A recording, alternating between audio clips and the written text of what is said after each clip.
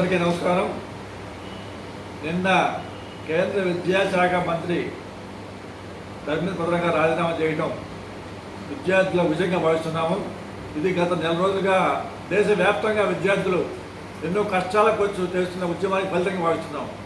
ఎందుకంటే ఇది కేంద్ర విద్యా వ్యవస్థ భ్రష్టు పట్టిందంత నిరసన భావిస్తున్నాం. ఎందుకంటే నీట్ వ్యవస్థ కానీ యూపీఎస్సీ వ్యవస్థ కానీ ఆ పరీక్ష పేపర్లు లీక్ చేయడం చాలా దుర్మార్గం, దారుణం.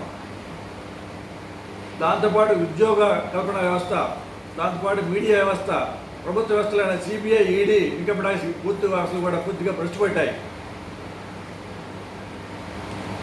దాంతోపాటు మన జరిగిన విద్యార్థులు జరిగిన దాడికి పూర్తిగా నేరుగా కేంద్ర హోంమంత్రి అమిత్ షా కారణం. నరేంద్ర మోదీ గారు కానీ అమిత్ షా గారు కానీ బహిరంగ సమస్య చెప్పాల్సిన అంతా ఉంది. దాంతోపాటు రాబోయే రోజుల్లో విద్యార్థులు, యువత ప్రభుత్వంలో ఉన్న దుర్మార్గ వ్యవస్థలకు వ్యతిరేకంగా చేస్తున్న ఉద్యమాలు కాంగ్రెస్ పార్టీ ఎప్పుడు అండగా ఉంటుంది. దీని విషయమే రాబోయే రోజుల్లో పార్లమెంట్లో మా కాంగ్రెస్ అగ్రనేత రాహుల్ గాంధీ గారు కానీ స్పష్టంగా